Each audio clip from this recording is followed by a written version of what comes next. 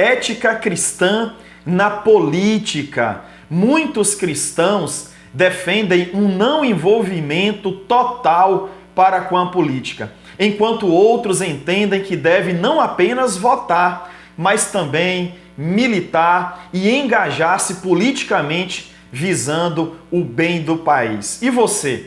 O que você pensa? Você pensa em uma alienação ou você pensa em um engajamento às vezes até desenfreado?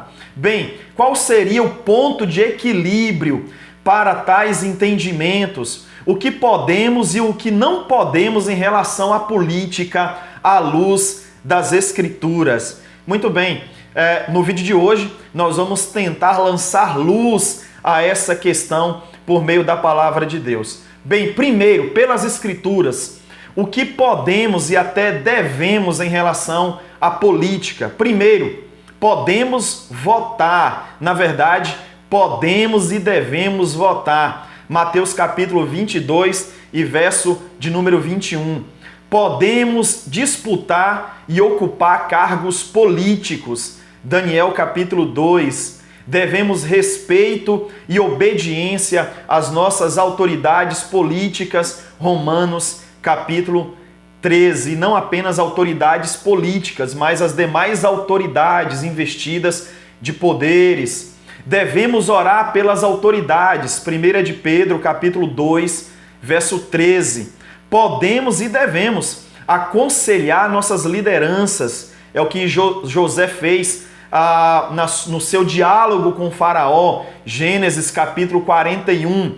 Podemos e devemos protestar. Foi o que João Batista fez em relação ao pecado de Herodes, Mateus capítulo 14. Além do exemplo de João Batista, que protestou contra Herodes, nós temos diversos exemplos no Antigo Testamento de profetas do Senhor que protestaram contra os reis de seu tempo. Bem, e o que não podemos em relação à política, os políticos, o Estado e as demais autoridades? Primeiro, submissão total. Não devemos obediência total ao Estado. Por quê? Porque acima das leis humanas estão as leis divinas. 2. Relação de dependência. A igreja não pode, não deve viver uma relação de dependência da política ou do Estado. Defendemos uma separação entre igreja e Estado. A igreja, ela está presente no mundo para ser a consciência do Estado, para protestar, para aconselhar, mas não para viver intimamente conectados.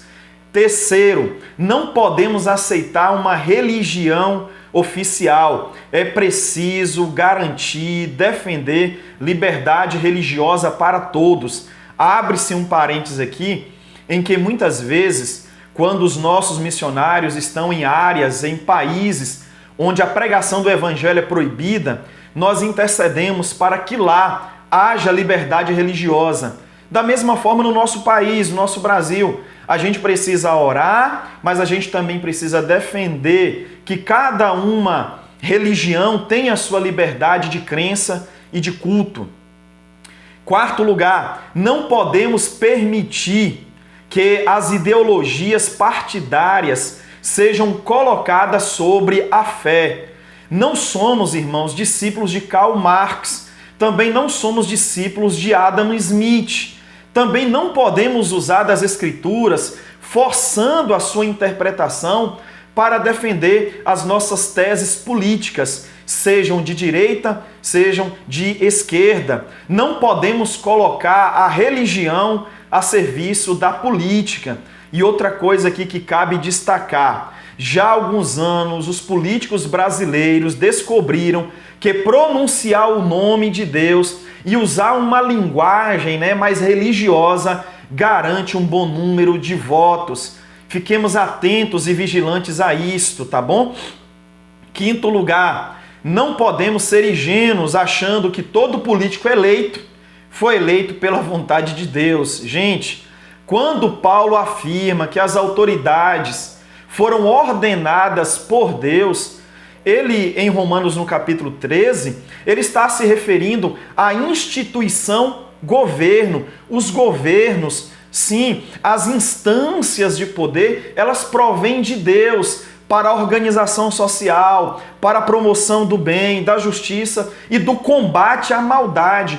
Bem, sim, as instâncias de poder, o governo, provém de Deus, mas o governante nem sempre. O governo municipal, estadual, federal e os demais espaços de poder provêm do Eterno para, como eu já disse, a organização social, para que a gente não viva em uma verdadeira anarquia social. Então aí está as diferentes instâncias de poder para a organização da nossa cidade, do nosso estado, país e do mundo.